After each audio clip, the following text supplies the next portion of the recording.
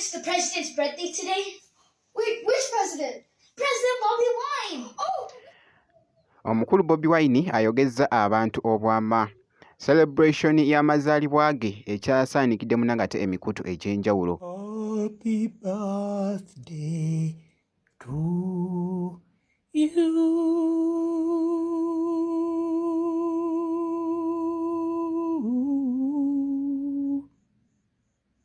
Happy birthday to you, Mr. President, my friend, my commandant,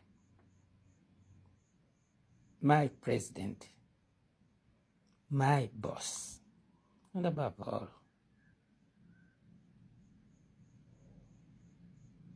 my beloved son. Ndabyeko akatambi k'abaana bano abazungu nga bali surprised nnyo olw'amazaalibwa ga Bobi Wine. Ngenda kubeera nga nkakuzanyiramuko akatambi kano ate nga ye Palaso abadde side eno n'abaana ate nga muwala wa Bobi Wine mwende munanga ate Shalom Namagembe ne banne Campus kyemukola muganda wange kiyitirivu nnyo muganda wange gasaanikidde social media amazaalibwa ga Bobi Wine. Whoa, scare me, huh? Did you know it's the president's birthday today? Wait, which president? President Bobby Wine. Oh, we should do something special. That's right. Put the funky music. Got it. Kira, I meant the happy birthday music. Oh, got it. 3, 2, 1. Happy birthday to you.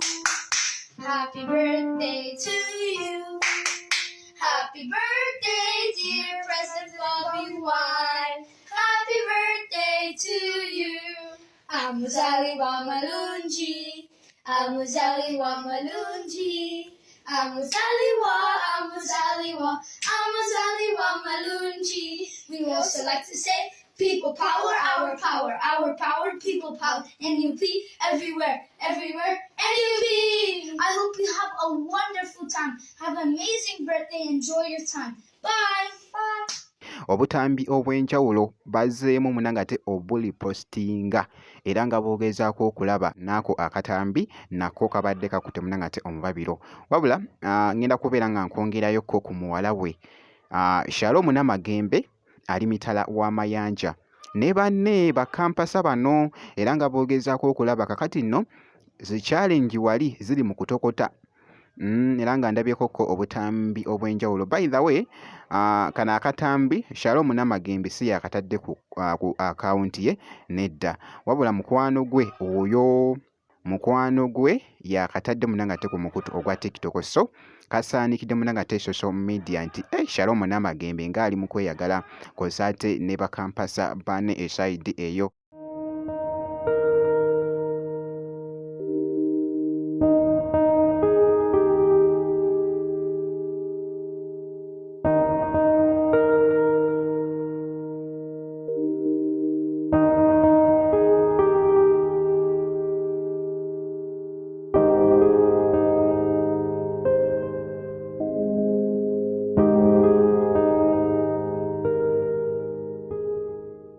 Naye nga bwe bityo munangate bwe biri mugenda mu maaso jjukira nti nno nakusuubiza ne nkugamba nti nno nja kubeera nga nkubuulira munangate ebinaatambula ku Shalom Namagembe esayidi eyo wabula nga nkwongeddeyoko Palaso baavuddeyoko ne bafulumya munangate oluyimba Palaso kw'ossa n'omukunja munangate atasera baafulumiza oluyimba luno.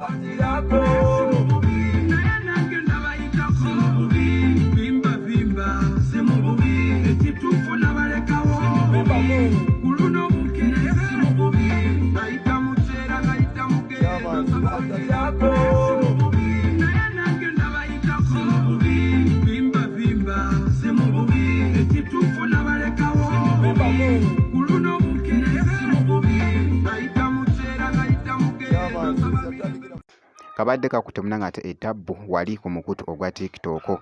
Ky'olina okukola kusigala nga weekuumidde munangate ku Jaminati Yugi ebisigadde byonna gwe just bitulekere kasita obeera ng'osubscribinze.